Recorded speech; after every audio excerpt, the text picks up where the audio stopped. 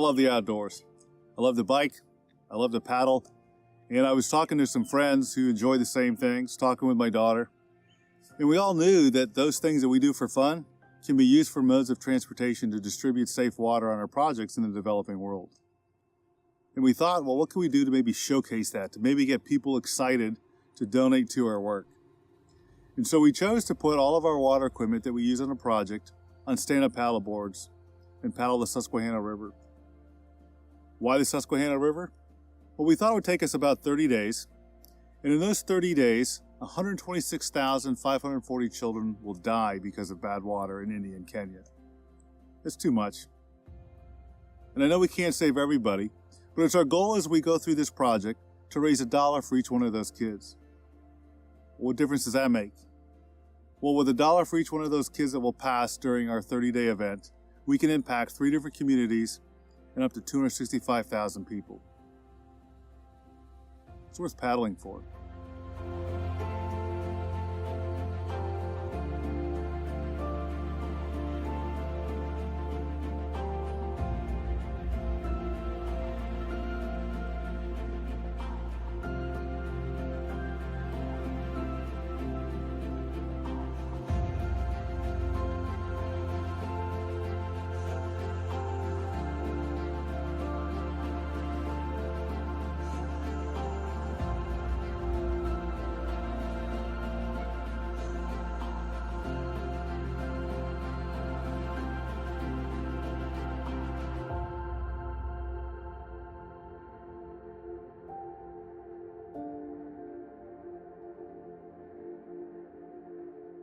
Well, my dad has a friend, Shannon Thomas, and they were talking about the different options of doing a project or a fundraiser to kind of help spread awareness. And Shannon actually stand-up paddle boards for fun, but also for competitive, I do believe. So he was like, well, why can't you do it on a stand-up paddleboard?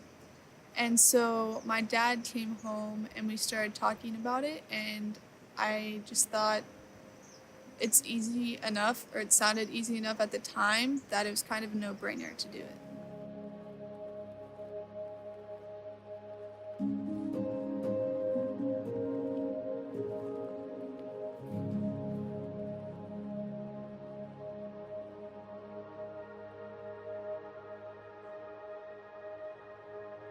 Pete asked me one Sunday after church, and my immediate thought was, yes, I want in. I love anything involving the outdoors. I love paddling, I love hiking, I love climbing, and so this immediately appealed to the adventurer side of who I am. And then combining that with Global Water's mission, providing water for those who desperately need it, I thought this would be an excellent opportunity. For me, the only limiting factor was checking with my family, and my family was more than encouraging for me to go and to serve. My wife has been awesome. For me, it was kind of a no-brainer. Get these people access to clean water and making that need known in something that goes outside of your community and goes to the other side of the world. It's amazing to look at how far our dollars will go to provide clean water in India or in Africa.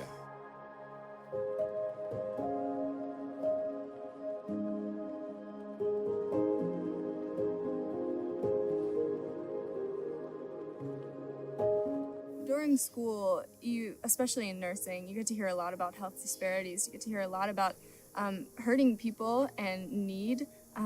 But in school, your job is to be the student and just to study. And when I talked to Pete about this trip and he showed me his vision and his dream for it and the people that would be reached, over 250,000, and really the practical change that was going to happen, and said that I could be a part of that, it was really, really refreshing after being stuck in a classroom for a couple years to know that I could do something that is really going to actually impact and help people now.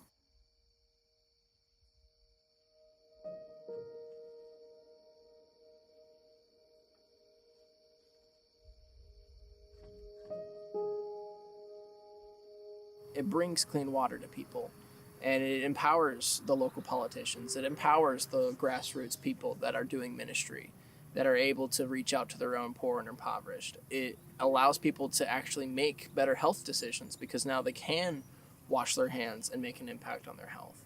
they can have fewer parasites. And the bigger thing also is that it's allowing their own local economies to still flourish. We are not roughshotting local economies. We are bringing clean water to replace the bad water. They buy it for 2 rupees or whatever it is, their local currency. We're supplying it for the same exact thing. We're trying to allow their local economic practices to still flourish and thrive. It's not an American thing. This is just a global water thing.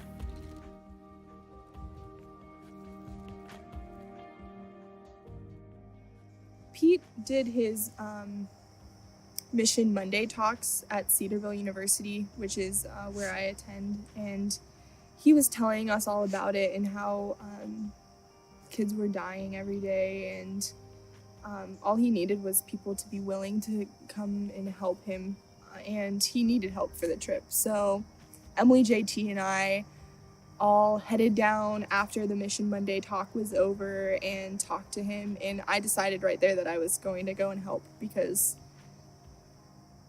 there's no reason why I shouldn't help. Maybe money would be tight, but honestly that's not a good enough reason, because these kids are dying, and all Pete needed were willing people, and so I was willing. It will help the lives of thousands of people, where the wells will be put in, 2 in India and 1 in Kenya for this project, but there's a list of many more countries that need it, and so I think it will help countless lives.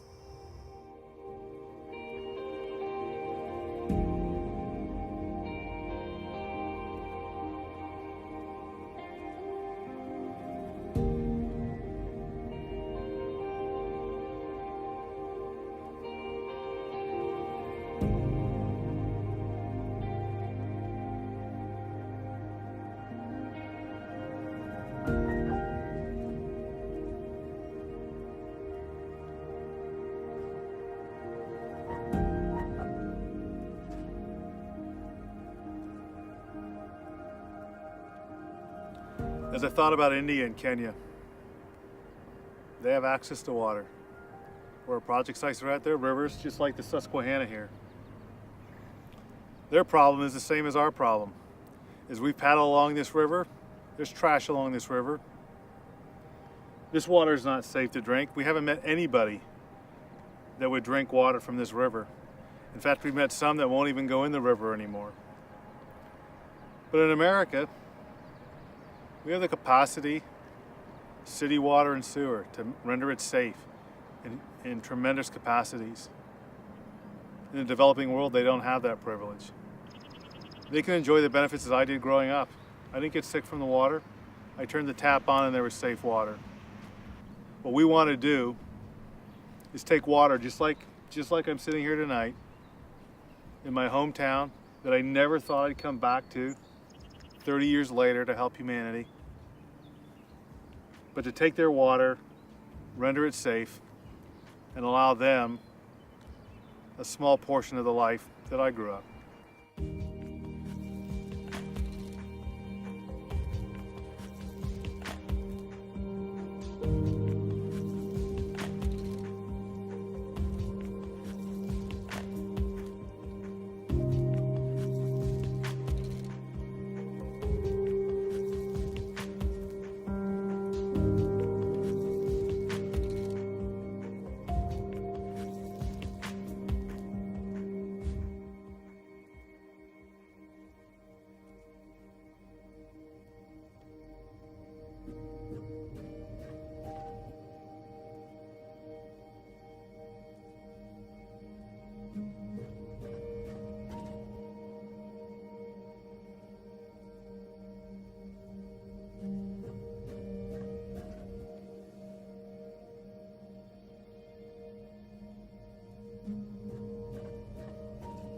So here's where we need your help.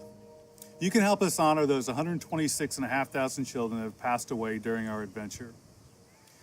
You can go to globalwaterconsortium.org, click on the Donate Here button, click on the hashtag SUP4Water and donate $1. In doing that, in us reaching the goal of $126,500, we can help impact up to 265,000 people with safe water in India and Kenya. That's why this team's given up a month of their summer to showcase this equipment and to help impact the lives of humanity. Join us in this effort.